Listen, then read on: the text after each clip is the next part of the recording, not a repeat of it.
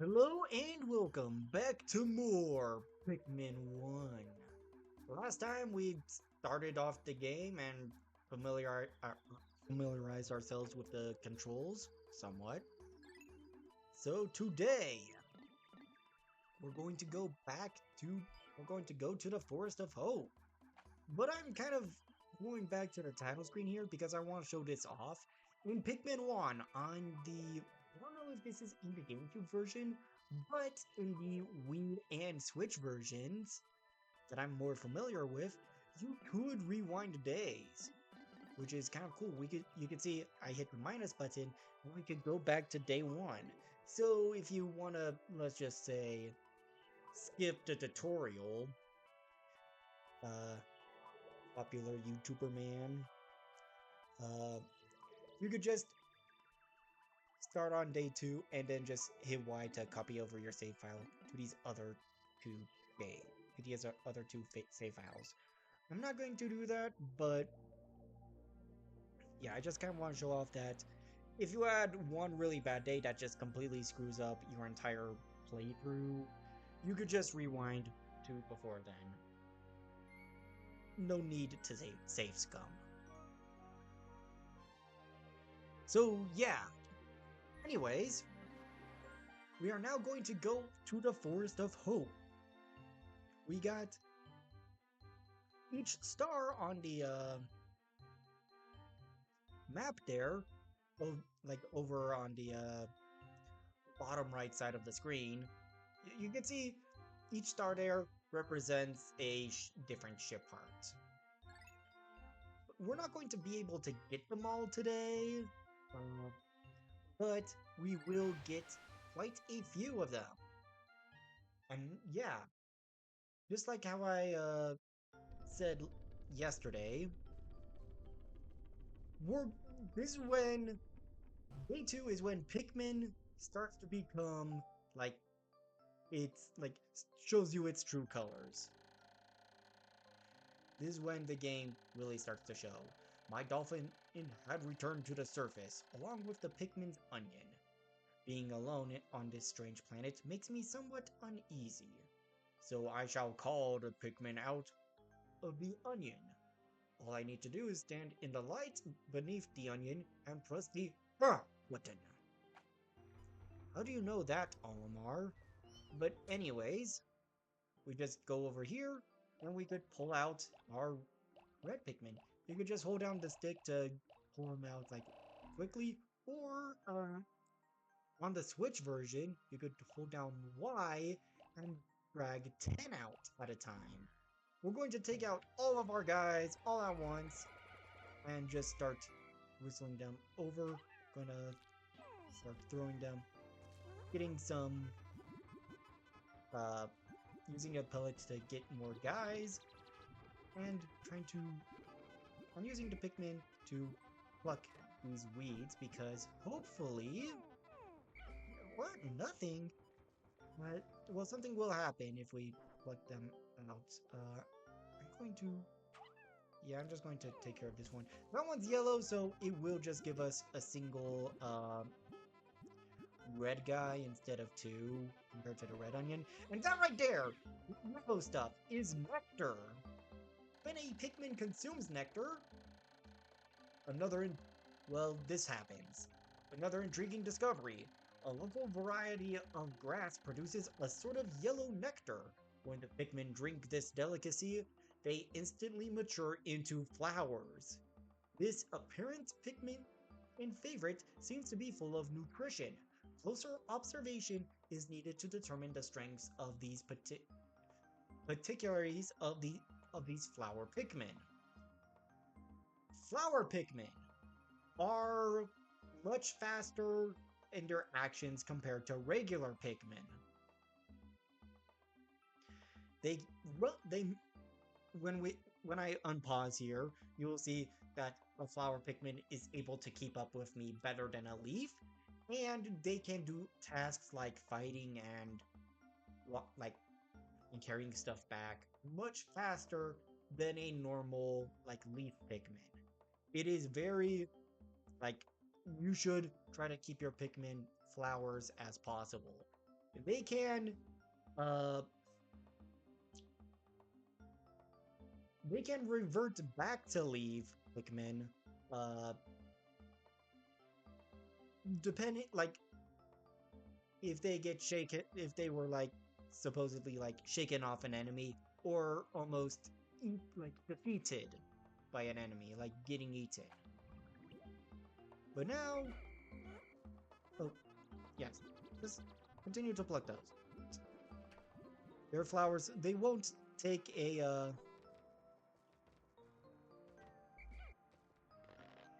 the flowers won't take the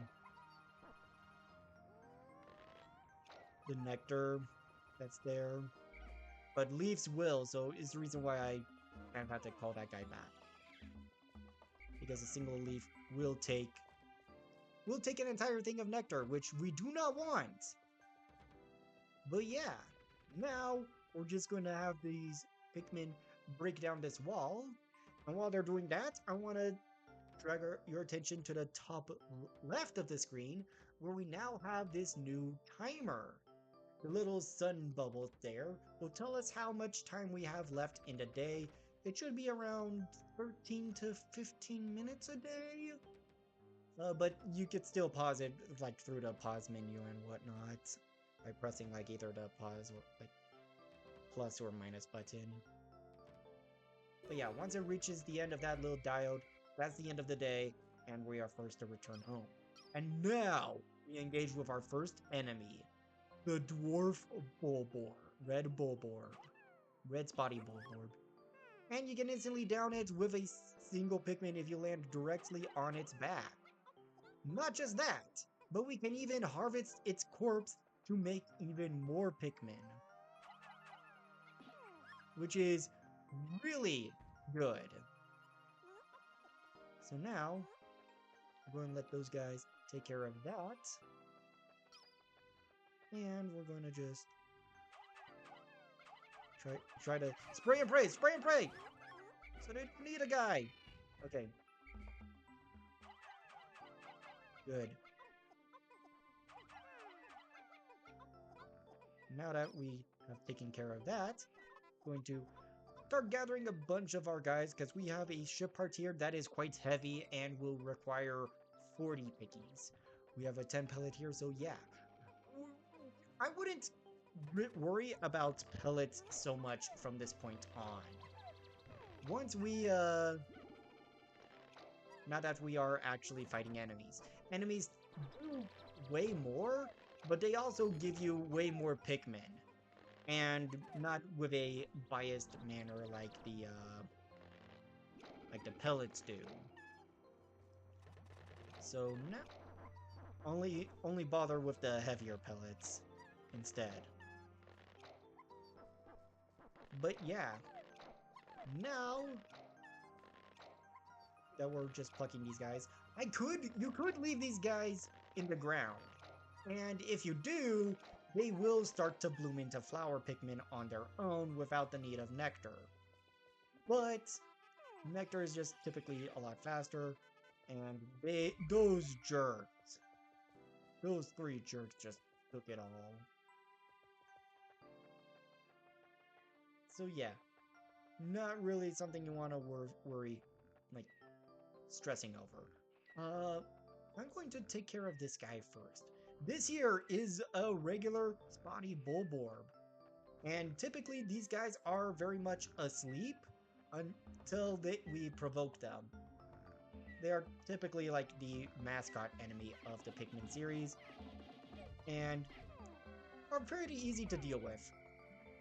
So let's take care of that guy. Get a bunch of our guys over. I may have called too many. Okay, screw it. Just going to, whatever. I still don't have enough. Well, there we go. All right, there we go. Have these guys start, like, working on this. Getting that ship part all wrapped up. And once these guys are done carrying this, we can now just whistle all of our red guys over and get these guys to start working on this wall over here. We want to start working on this wall really quickly so we could continue on with this area. So yeah, there's going to be a lot of those instances where we are working on a single task and are just bouncing between multiple different places to get things done a lot faster. There's a lot of multitasking in this game. Eternal Fuel Dynamo. There's a lot of flavor text in this game. Like, and I mean a lot of flavor text, so I'm not going to be showing it off. But each ship part has basically like three, like, four, like, dialogues, like little flavor text to them. When you find a ship part, when you interact with the ship part before uh, collecting it, if you just press the A button when standing next to it, and when you collect it. There's so much flavor text in this game. Yeah, should keep the lights up at night. And now we have 2 ship parts. 3 more. If I find 3 more, I could be able to increase my ship's capabilities. Basically, that's the unlock requirement to get to the next area in this game. Which we do want to do as soon as possible. But yeah, now we got a ton of our guys. We have a bunch more reds. Now we just gotta move them over here. Have them break down this wall. Which shouldn't take too long now, because now there's 60 of our pickies, like, destroying this wall. Like, common misconception with flowers and leaf Pikmin is that flowers do more damage. That's not the case. Leaves and flowers do the same damage, but uh, flowers just do it faster, which gives them their perceived advantage. My clock has indicated the coming of noon. From now on, I must pay closer attention to my sun meter on my monitor to choose my actions accordingly, so that it is best for me to review my monitor's data. I just kind of talked about this, but yep. Now we're just kind of like, hey, like here's the HUD. Here's what we did. The only thing I haven't talked about is our health. That's not really an issue in these games. Uh, Taking self-damage. And especially in this game, where if you go to the dolphin, you can heal under its light. There's like a little circle thing underneath it. You can heal under there. All the other Pikmin games took that feature out, and it's not really an issue. Anyways. Oh, no, I didn't want to do that. Not yet. Take down the wall. Come on. But yeah, now going to land that bullseye. Not going to quite take out this. Well, actually, I am going to take out this guy right now. Just get behind and just swarm his butt it. That's looking bad. Okay, that's good. We got it. Anyways, now here we find another onion. This time, it's a yellow onion. I told you this wouldn't start moving faster than the first day. Because now, where is it? There it is. Get out of the way, you guys. Right, there we go. We get yellow Pikmin. There are 3 types of Pikmin in this game. Quite obviously, you probably saw the box art. You probably saw them on the thing, like on the software screen. There's reds, yellows, and later on we'll get blues. The color is different, but it seems to be a Pikmin nonetheless. First glance suggests this one has what in some circles could be considered very large ears. It looks like it may weigh less than the others. In what other ways might it be different from the red Pikmin? I must be sure to observe it closely. I can hold the Pikmin for a moment with A and swap it around by pressing the R. So yeah, we could change how our Pikmin, which Pikmin we have in our hand just by holding it down and pressing the R. It might be different on other versions, but yeah. Now we're just going to start having this yellow collect these guys. Depending on the color of Pikmin will determine which onion will go to. The only time a Pikmin carrying stuff, its location differs, will be is like ship parts, which is like it's not a big deal. All right, now I want to grow up the yellow population a little. Yellows, each Pikmin type has different strengths and weaknesses, including our red guys. Red Pikmin are immune to fire and have 1.5 attack multiplier rather than a standard 1 multiplier, which yellow Pikmin have. And yellow Pikmin can be thrown higher, but that's not going to be their main strength.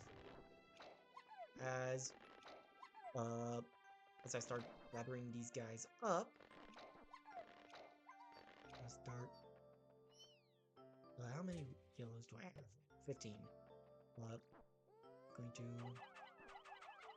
have them start carrying this over to their onion. But once I go over here, we got these weird looking rocks. Yellow Pikmin can pick up these weird rocks. The yellow Pikmin has picked up some particular stones. Why did they decide to grab them? This action seems to be insensitive to the yellow Pikmin. But just what are these strange glowing stones? Brightly glowing cracks cover them. Perhaps the cracks indicate that there's tremendous power locked away within, and this merits further research. Now, this wall over here is a concrete wall. It will not break normally. What we need are these stones, quite obviously, because they are bomb rocks. The glowing rocks the yellow Pikmin picked up seem to be explosive stones. Perhaps they know that these stones can be used as powerful weapons. The bomb rocks are dangerous, so I must take care when using them. But they should be able to blast open the stone walls that block pathways. I may even be able to use them against some of the wild creatures. I must be vigilant. When I throw a bomb rock carrying Pikmin and give them orders, they will toss their bomb rocks at nearby walls or obstacles. The explosive power of the bomb rocks is tremendous, so I must keep my distance. These can mess you up, but yeah, definitely be careful when using them, especially in the GameCube version where the controls for bomb rocks are slightly different. But yeah. Which is something that was changed in later, in these, the Wii and Switch versions. It's not that much different, but it's like, I just want a few bomb rocks, but because I want to take a bomb rock guy and throw it over at these guys, because, yeah, these bomb rocks are quite powerful. That's just a female sheer grub that just came out of the ground. Do I have enough guys to get this? Yes, I do. Just barely enough.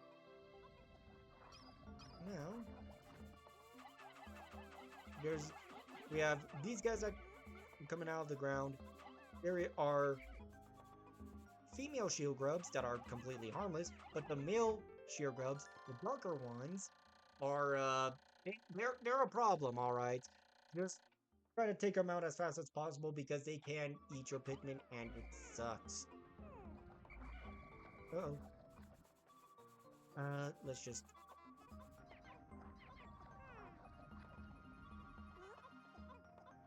Everything's so close together. Gosh dang it. Uh,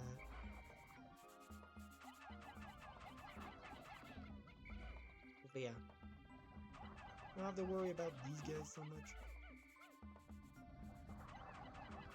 Yeah, these dark purple ones, they are a problem. I think one guy got 8. Oof. And I did take a little bit of damage, but there's nothing to worry about. Alright, now we're going to take the Bomb Rock guy. One regular guy got thrown in there. There we go, just throw some of those. And we're going to need a lot more Bomb Rocks for that.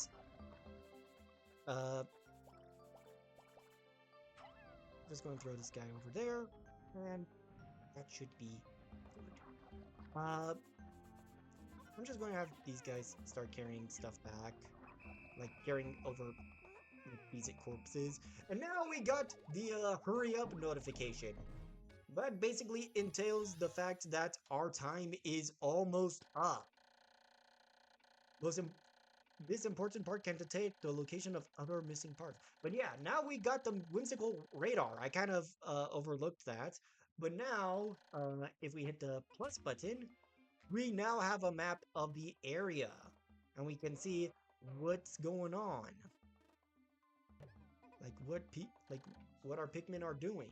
But yeah, my clock it's indicating the approach of sunset. Pikmin waiting beneath the dolphins and onions will probably enter the onions on their own, but if I don't call the stragglers and add them to my group, they may not be able to come back.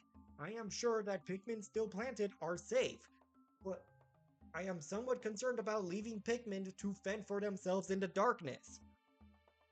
So yeah, now this is the time where you should start like whistling guys and like trying to keep them in your squad. Try to minimize as many freeloaders as possible. Because, like, now, because any Pikmin that's not in your group, when sunset hits, will die. Which you don't want. You don't want to have too many casualties in this game. Casualties are going to happen. I had one, but like, yeah. And especially not leaving them out to fend for themselves. Anyways, I have made yet another Pikmin-related discovery. When I was about to exceed 100 Pikmin in the field, the onion stopped expelling seeds. Yet the total number of Pikmin continued to climb up. It seems that once there are 100 Pikmin in the field, subsequent seeds get stored inside the onion. Thus, no more than 100 Pikmin can be in the field at any one time, in any area. So, yeah. Pikmin cannot,